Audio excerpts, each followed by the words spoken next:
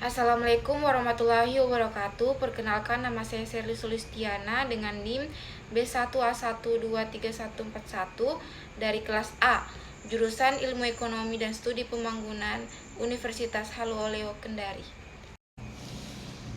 Baik, saya akan membahas yaitu keseimbangan pasar dan pasar uang menurut konsep IS. Keseimbangan pasar barang merujuk pada titik di mana jumlah barang yang diinginkan oleh konsumen sama dengan jumlah barang yang diproduksi oleh produsen.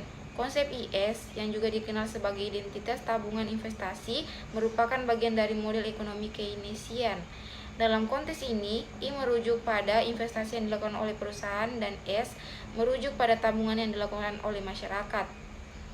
Dalam keseimbangan pasar, investasi I akan sama dengan tabungan S, yang berarti bahwa jumlah uang yang diinvestasikan oleh perusahaan sama dengan jumlah uang yang ditabung oleh masyarakat. Dalam ekonomi Keynesian, keseimbangan di pasar barang sering dianggap tergantung pada tingkat output dan pendapatan. Ketika IS, ekonomi berada dalam keseimbangan dan tidak ada kecenderungan untuk berubah secara spontan, namun dalam praktiknya faktor-faktor seperti perubahan dalam kebijakan moneter atau fiskal dapat mempengaruhi keseimbangan pasar barang. Sedangkan konsep LM merujuk pada titik di mana permintaan akan barang sama dengan penawaran barang di pasar. Konsep LM atau identitas likuiditas investasi juga terkait dengan model ekonomi Keynesian. Dalam konteks ini, L mengacu pada jumlah uang yang diminta untuk likuiditas oleh masyarakat, dan M mengacu pada jumlah uang yang disediakan oleh otoritas moneter seperti bank sentral. Dalam keseimbangan pasar barang, permintaan akan barang dan jasa di pasar akan sama dengan penawaran barang dan jasa oleh produsen. Selanjutnya, mengapa kurva IS Keynes berbentuk inelastis dan LM elastik menurut teori Keynes? Kurva IS dalam model ekonomi Keynes terbagi menjadi 3 faktor, yaitu yang pertama, investasi sensitif terhadap suku bunga. Kurva IS menunjukkan hubungan antara tingkat suku bunga real dan tingkat output di pasar barang. Dalam model Keynes, investasi cenderung menjadi faktor utama dalam menentukan tingkat output. Yang kedua, keterbatasan kapasitas produksi.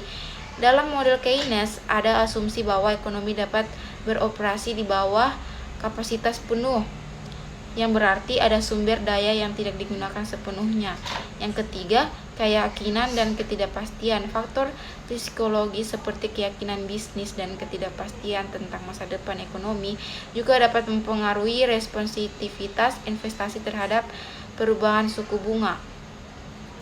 Dengan demikian, kurva IS dalam model Keynes cenderung memiliki elastisitas yang rendah atau berbentuk inelastis karena faktor-faktor ini yang membatasi responsivitas investasi terhadap perubahan dalam tingkat suku bunga atau permintaan agregat.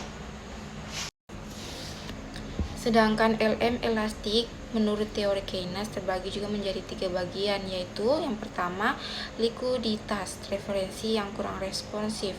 Kurva LM menunjukkan hubungan antara tingkat suku bunga dan tingkat pendapatan di mana masyarakat membeli untuk memegang uang tunai dan aset likuid lainnya.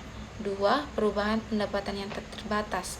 Dalam model Keynes, pendapatan nasional dianggap hanya dapat berubah dalam jumlah yang terbatas dalam jangka pendek. 3. Faktor psikologis dan kebiasaan. Faktor psikologis seperti preferensi untuk keamanan finansial atau kebiasaan dalam mempertahankan tingkat uang tunai tertentu juga dapat mempengaruhi responsivitas permintaan akan uang terhadap perubahan tingkat suku bunga. Dengan demikian, kurva LM monetaris cenderung berbentuk inelastik karena faktor-faktor ini yang membatasi respon permintaan akan uang terhadap perubahan dalam tingkat suku bunga atau pendapatan nasional. Kurva LM monetaris menggambarkan hubungan antara tingkat suku bunga dan tingkat pendapatan di mana pasar uang seimbang dalam konteks kebijakan moneter. Selanjutnya, kurva IS elastis menurut teori moneteris.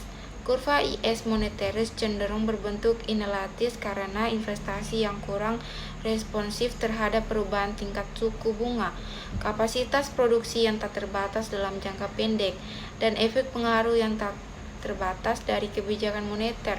Kurva IS moneteris menggambarkan hubungan antara tingkat suku bunga dan tingkat pendapatan di pasar barang seimbang dalam konteks kebijakan moneter. Selanjutnya, kurva LM inelatis menurut teori moneteris. Kurva LM moneteris cenderung berbentuk inelastis karena faktor-faktor ini yang membatasi respon permintaan akan uang terhadap perubahan dalam tingkat suku bunga atau pendapatan nasional.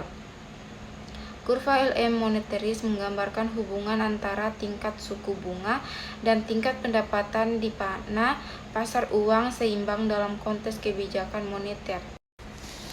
Selanjutnya, kebijakan yang efektif menurut Keynes dan moneteris berdasarkan pergeseran kurva fiskal atau moneter.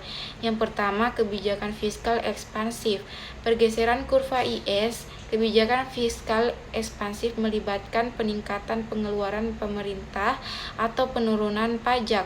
Hal ini akan meningkatkan permintaan agregat dan menggeser kurva IS ke kanan, meningkatkan output dan mengurangi tingkat pengangguran. Sedangkan kebijakan moneter longgar, pergeseran kurva LM, kebijakan moneter longgar seperti penurunan suku bunga atau pengembalian aset oleh bank sentral akan meningkatkan likuiditas pasar dan mendorong investasi serta pengeluaran konsumen. Ini akan menggeser kurva LM ke kanan, menurunkan suku bunga dan meningkatkan output. Dalam semua kasus ini, pergeseran kurva fiskal IS atau kurva moneter LM merupakan instrumen utama untuk mencapai tujuan kebijakan. Sekian dari presentasi saya, kurang dan lebihnya tolong dimaafkan. Wassalamualaikum warahmatullahi wabarakatuh.